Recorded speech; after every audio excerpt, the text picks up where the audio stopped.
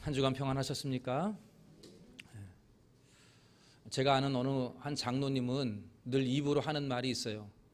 나는 온유하다 그래요. 자기가 온유하대요. 여러분 어떻습니까? 자기가 제일 온유하다 그럽니다. 그 사람들이 웃어요. 그 얘기를 듣고. 아마 겉으로는 웃지만 속으로는 자기가 얼마나 온유하다고 스스로 온유하다 그래. 아마 이런 마음일 겁니다. 오늘 보면 3절에 보니까 이 사람 모세는 온유함이 지면의 모든 사람보다 더하더라.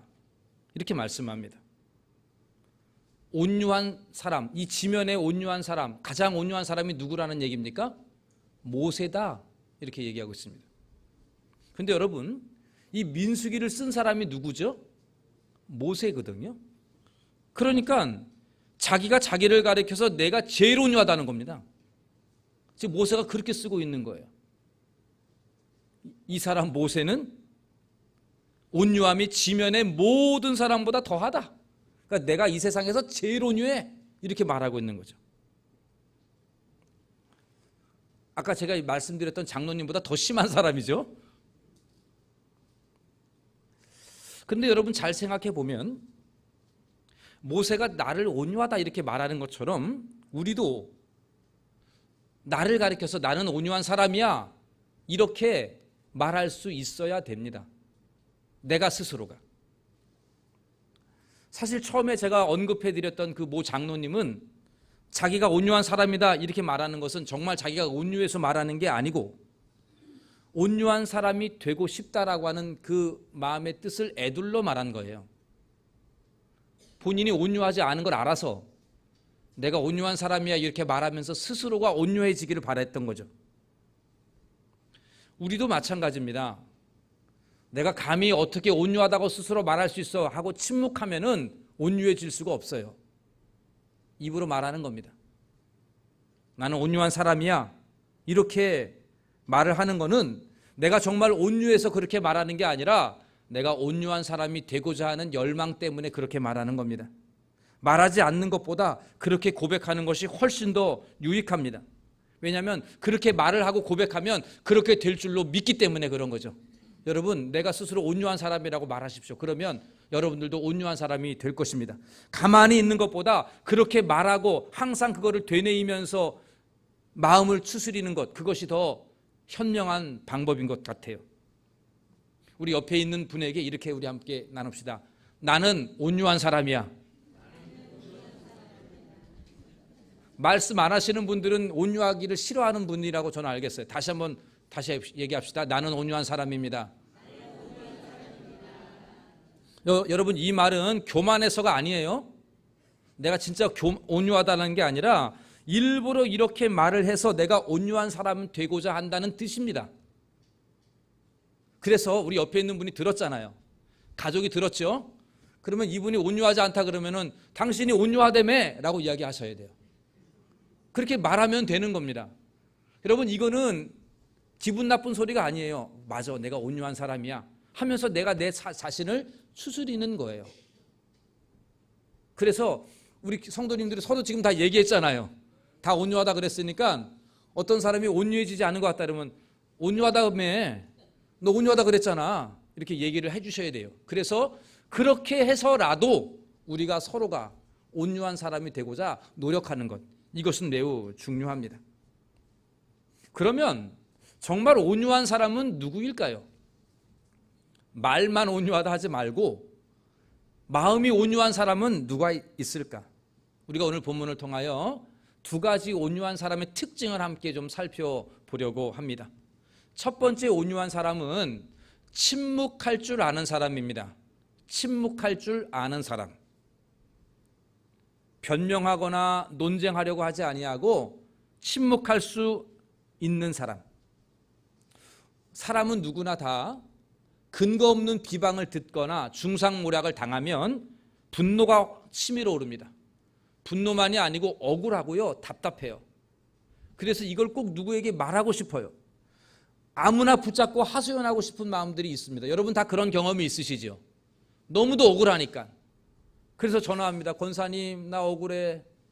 또 끝나고 다른 권사님 나 억울해. 집사님 나 억울해. 막 얘기합니다. 그리고 만나자 그래요. 만나서 또 얘기합니다. 내가 이렇게 너무 억울해. 나는 그게 아닌데 내가 이렇게 오해를 당하고 있어. 저 사람이 나를 비방하고 있어.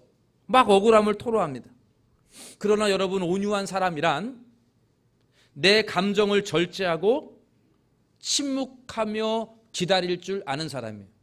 온유하다라는 말의 원뜻은 다스릴 줄 아는 사람이라는 뜻이에요. 내 감정을 다스릴 줄 아는 사람이 온유한 사람이에요. 입으로 말하고 싶어서 막 안달나는 마음을 다스리고 침묵할 줄 아는 사람, 그 사람이 온유한 사람입니다. 오늘 본문에 보니까 모세가 1절에 보니까 구스 여자를 아내로 취하였습니다.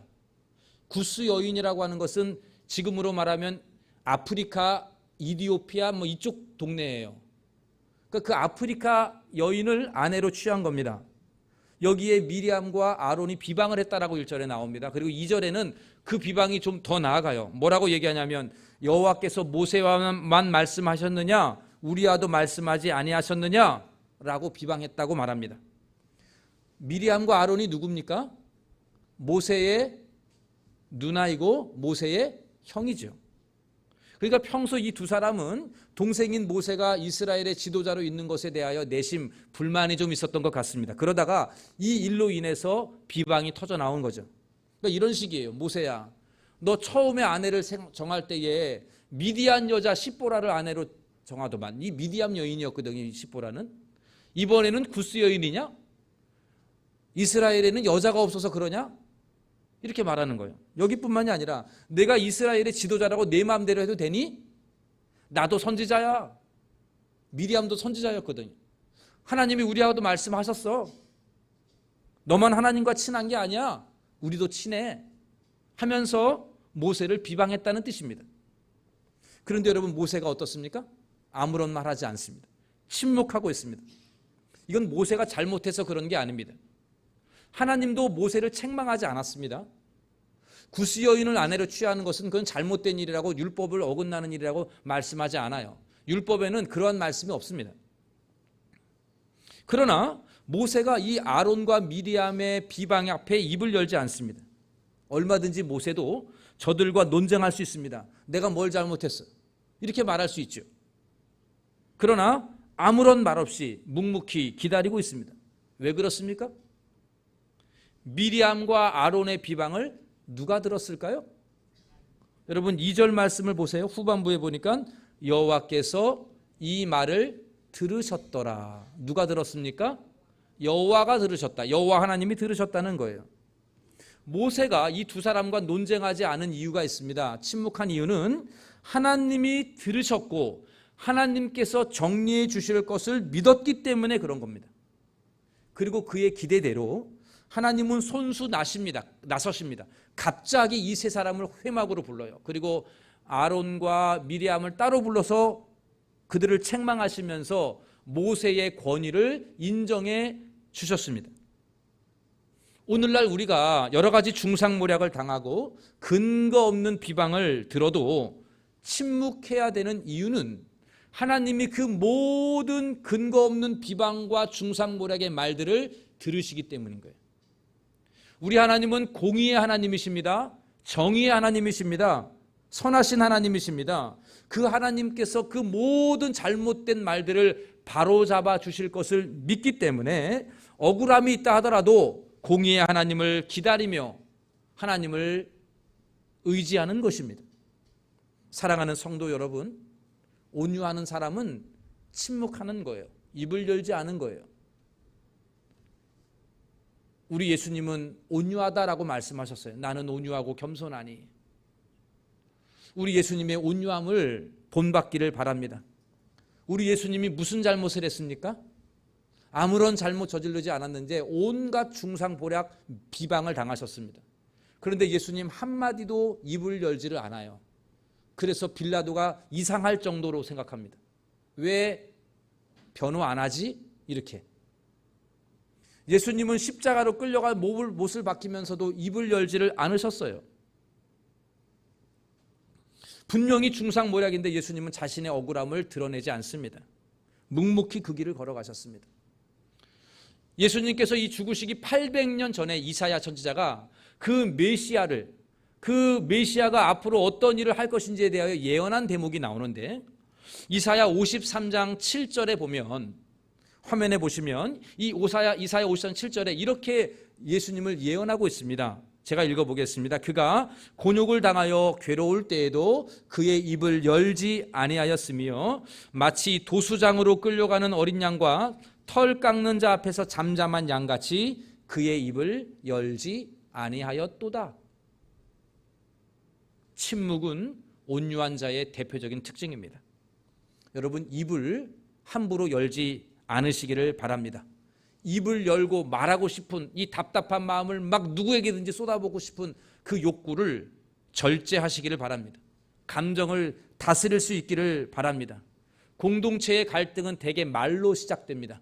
그 중상모략의 말 한마디가 화가 나서 거친 말로 화답하고, 그 거친 말이 더 거친 말로 돌아오고, 또 그 더 거친 말이 더더욱 거친 말로 돌아오고, 그리하여 공동체가 갈등하고 분열하는 것, 저는 여러 번 봤습니다.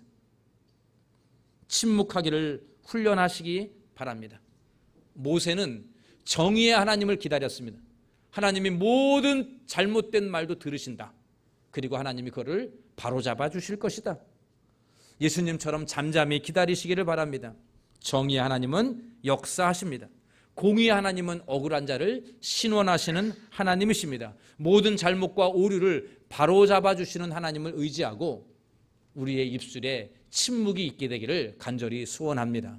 두 번째, 온유한 사람의 특징이 있는데, 두 번째는 나를 비방하는 자를 위하여 기도할 줄 아는 사람입니다. 나를 비방하는 자를 위하여 기도할 줄 아는 사람. 오늘 10절 말씀에 보니까 하나님이 이 모세를 비방한 미리암과 또 아론을 책망하신 후에 그것으로 끝나지 않고 미리암에게 나병을 들게 만드셨어요. 나병, 피부병, 전염병입니다. 그래서 그 뒤에 내용 보니까 온몸이 휘어지고요, 살이 썩어지고 있습니다. 마치 죽은 아이를 사산한 그 죽은 아이를 태어나게 하는 것처럼 그렇게 보잘것없는 모습으로 미리암이 변했어요. 여기에 13절에 보니까 모세가 미리암을 위하여 기도합니다. 모세가 여호와께 부르짖어 이르되 하나님이여 원하건대 그를 고쳐 주옵소서. 모세는 자기를 비방하기에 앞장선 미리암이 하나님께 벌 받는 것이 마땅하다, 이렇게 생각하지 않았습니다. 오히려 그 미리암을 위하여 기도하고 있습니다. 온유함이란 이런 겁니다. 온유한 사람은 기도하는 사람이에요. 그 기도는요, 하나님 나 억울해요 라고 기도하는 게 아니고, 나를 억울하게 만든 그 사람을 위하여, 중상모략하고 비방하고 나를 분노하게 하는 사람을 위해서 기도하는 사람이에요. 그 사람을 축복하며 기도하는 것, 그것이 온유한 사람입니다. 우리 예수님도 자신을 핍박하고 저주하고 중상모략하고 십자가에 못 박는 유대인들을 위해서 기도하셨습니다. 누가복음 23장 34절에 보면 우리 예수님 십자가에 달리시면서 이렇게 말씀하셔요. 아버지, 저들을 사하여 주옵소서. 자기들이 하는 것을 알지 못함이니이다. 여기에 저들은 자기를 못 박는 군병들, 침뱉고 욕하는 이스라엘 백성들을 말하는 것입니다. 아버지, 저들을 사하여 주옵소서. 자기들이 하는 것을 알지 못함이니이다. 사랑하는 동대문 중앙교회 성도 여러분, 온유한 사람은 기도하는 사람입니다. 여러분을 힘들게 하는 사람이 누구입니까? 여러분을 분노하게 만드는 사람이 누구입니까? 생각만 해도 화가 치밀어 오르는 사람이 누구입니까? 그분을 위하여 기도할 줄 아는 사람이 온유한 사람입니다. 그분을 위하여 진심을 담아 축복할 줄 아는 사람이 온유한 사람입니다. 하나님이 그를 고쳐주시고 불쌍히 여겨주시고 용서하여 달라고 간절히 기도하는 사람, 그 사람이 온유한 사람입니다. 우리 동대문 중앙교회 성도 여러분들이 나를 비방하는 사람, 나를 분노하게 만드는 사람, 내가 온유하지 못하게 만드는, 나를 끓게 만드는 사람을 위하여 기도하는 여러분들이 되기를 간절히 바랍니다. 그러면 여러분 온유한 사람이 될 수 있습니다. 말씀을 정리해 보겠습니다. 오늘은 누가 온유한 사람인가 라는 질문으로 시작했습니다. 온갖 중상모략과 비방에도 분노하지 아니하고 입을 열지 않고 묵묵히 침묵하며 기다릴 줄 아는 사람, 그 사람이 온유한 사람이라 했습니다. 그 비방을 하나님이 들으셨다라고 믿고 정의의 하나님, 공의의 하나님을 기다리며 하나님이 바로잡아 주실 것을 기다리며 침묵할 줄 아는 사람이 온유한 사람이라고 말씀을 드렸습니다. 또 온유한 사람은 나를 비방하는 그 사람을 위하여 기도할 줄 아는 사람이라고 했습니다. 자기를 비방하는 미리암을 위하여 그를 고쳐달라고 기도했던 모세와 같은 마음, 저와 여러분들의 마음이 되기를 바랍니다. 십자가에서 못 박는 이 무지한 사람들을 위하여 저들의 죄를 사해달라고 기도하셨던 예수님의 마음을 본받는 믿음의 사람들 되기를 간절히 원합니다. 물론 여러분, 입을 열지 아니하고 침묵한다고, 또 나를 힘들게 만드는 저 사람을 위하여 기도한다고 해서 온유한 사람이 되는 것은 아닙니다. 이 두 가지 실천한다고 해서 나 온유한 사람이다, 이렇게 말할 수는 없습니다. 온유한 사람이 되려면, 진짜 온유한 사람이 되고자 한다면 우리 모두는 먼저 복음 앞으로 나아가야 합니다. 십자가의 복음 앞으로. 무슨 말입니까? 먼저는 내가 온유하지 않다는 것을 인정해야 합니다. 여러분, 아까 우리가 나는 온유한 사람입니다, 약간 쑥스러운 듯이 서로 인사 나눴는데 묻겠습니다. 여러분 진짜 온유합니까?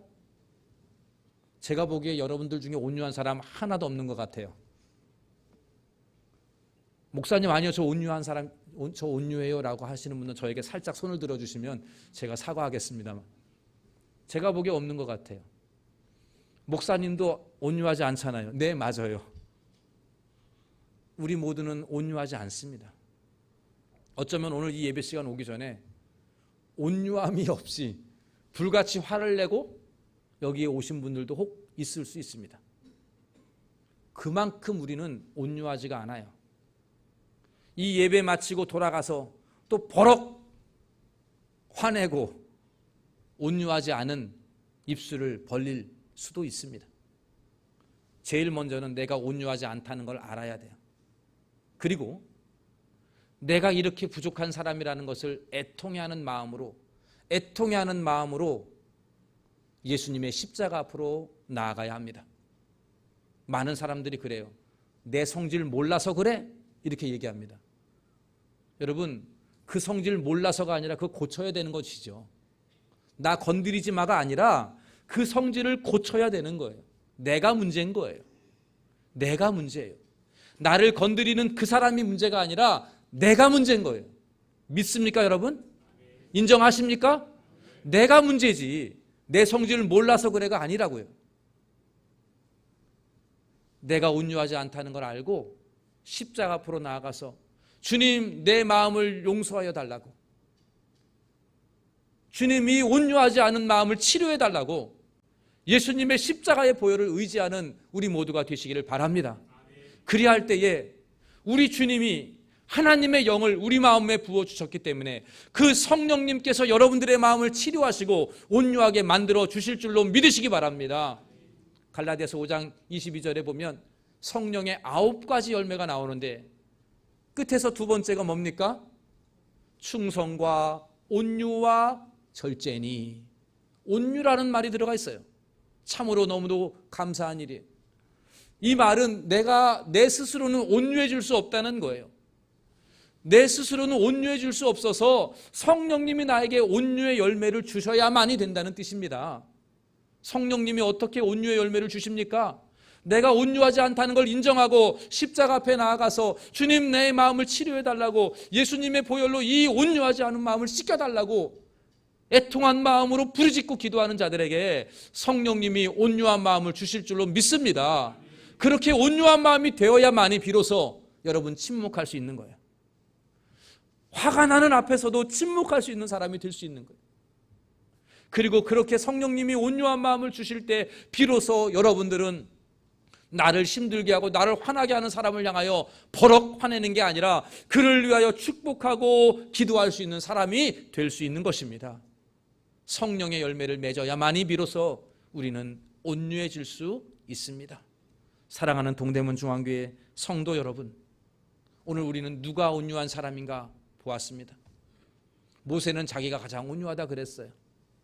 우리 모두도 그렇게 말합시다. 나 온유한 사람이야. 나 온유한 사람이야. 여러분 스스로에게도 말하세요. 내가 온유한 사람인데, 내가 온유한 사람인데. 남편에게, 아내에게 말하세요. 나 온유한 사람이야. 나 이제 온유한 사람이야. 자녀들에게도 말하십시오. 성도님들에게도 말하세요. 그거는 내가 진짜 온유해서가 아니라 앞으로 내가 온유해지겠다는 뜻입니다. 늘 온유를 마음에 생각하고 예수님의 십자가 앞에 나아가서 이 온유하지 아니한 마음들을 깨끗이 씻기고 예수의 보혈로 치료되고 성령이 여러분들의 마음속에 온유의 열매를 맺게 해주심으로 말미암아 여러분들의 삶에 오늘 본문과도 같은 많은 중상모략 앞에서 침묵할 줄 알고 하나님을 기다릴 줄 아는 온유함의 열매가 맺혀지기를 원합니다. 또한 여러분들 힘들게 하는 사람들을 위하여 간절히 축복하며 기도해 줄 줄 아는 기도의 사람이 되기를 간절히 소원합니다. 그리하여 우리 동대문 중앙교회는 모세를 본받아 온갖 중상모략 앞에서 침묵하고 기도할 줄 아는 사람이 되어서 우리 동대문 중앙교회는 온유한 사람으로 가득한 교회 되기를 간절히 소원합니다. 거친 사람들, 성질 더러운 사람들만 많은 게 아니라 온유한 사람으로 가득한 교회라고 칭찬받는 우리 동대문 중앙교회가 되시기를 주님의 이름으로 간절히 축원합니다. 기도하겠습니다. 하나님, 예수님의 온유함과 예수님의 겸손함을 담기를 원합니다. 수십 년 신앙생활하고 예수님을 따른다 말했지만 주님의 온유함을 조금도 담지 못하는 저희들의 완악한 모습을 애통해하며 주님 앞에 나아갑니다. 주여, 내 스스로는 이 마음 고칠 수 없사오니 예수 그리스도의 보혈로 저희들의 마음을 고쳐 주시옵소서. 성령님, 온유의 열매를 우리 가운데 맺혀지게 하여 주옵소서. 제 마음속에 온유의 열매가 풍성히 맺혀지게 하여 주옵소서. 그리하여 우리의 입술이 절제되고 침묵할 줄 아는 입술이 되게 하여 주옵시며 나를 힘들게 하는 자를 위하여 진심을 담아 축복하며 기도할 줄 아는 온유의 사람 되게 하여 주시옵소서. 아버지, 우리 동대문 중앙교회 모든 성도님들은 예수님을 닮아 온유한 사람 되게 하여 주시옵소서. 이번 한 주간도 온유의 사람으로 실천할 수 있게 하여 주시옵소서. 모든 말씀 예수님의 이름으로 기도하옵나이다. 아멘.